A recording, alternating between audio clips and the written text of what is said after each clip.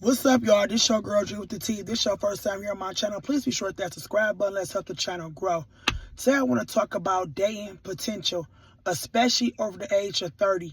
That is one of the biggest mistakes you can make, and I'm speaking from experience, especially to my people over the age of 30.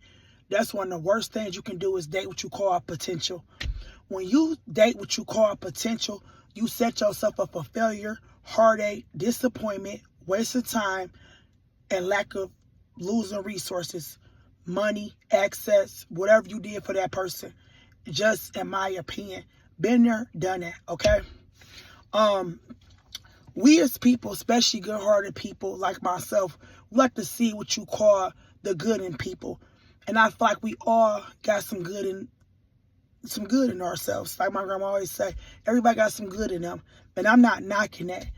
But as you know, especially talking to my people over 30, we get what you call content and stuck in our ways. We've been living a certain way for a long period of time, and it's hard to break certain patterns.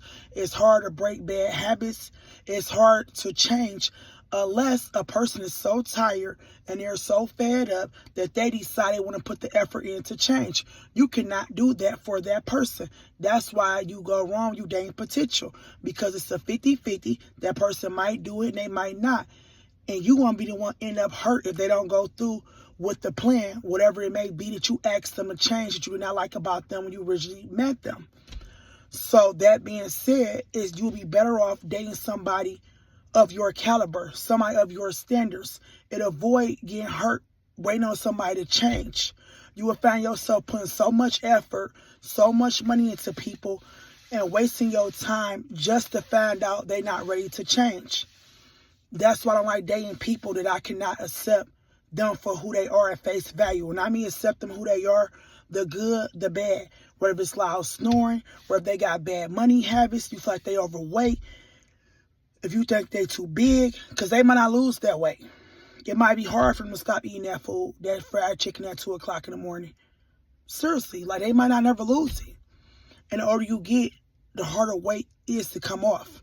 So that being said, that is an example I'm giving. That's why I mean, if you're not fully happy with that person today, you hook up with them, you may as well just keep on going. Because you can't try to come into somebody's life and try to change them. Now, certain things you can compromise on, small things.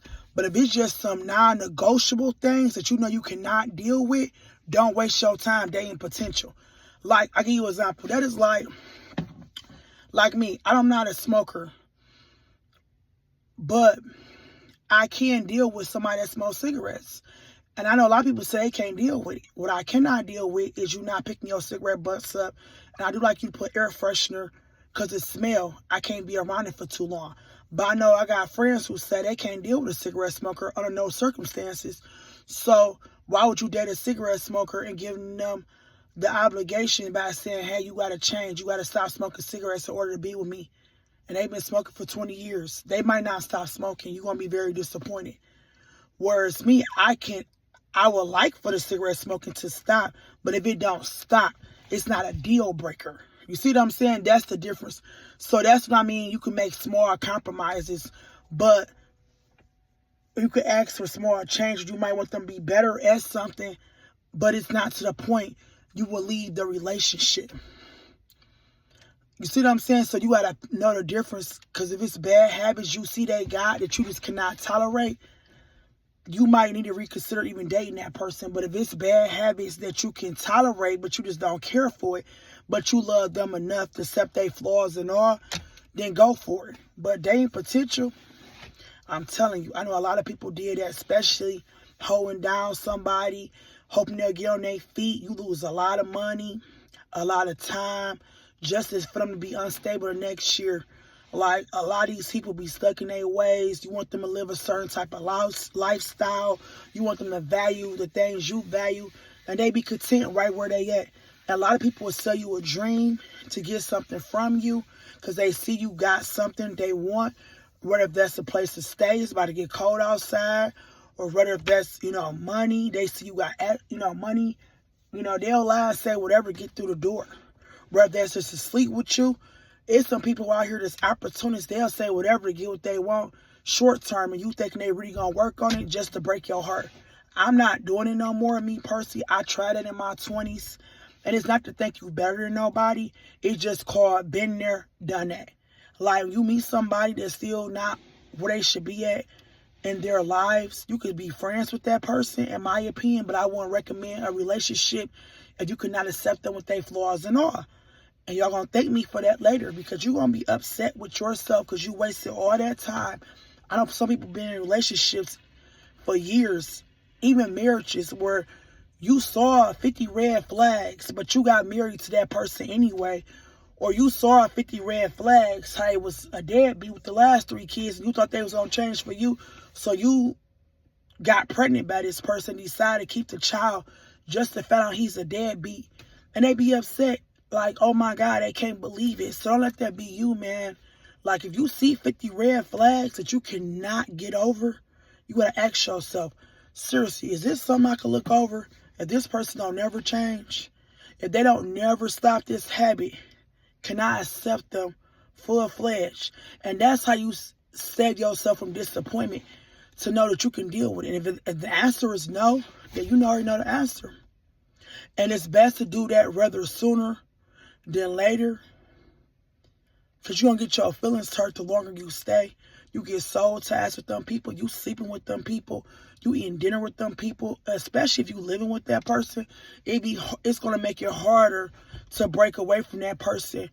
The more feelings and the more soul ties you catch with these people. That's why you notice things you don't like.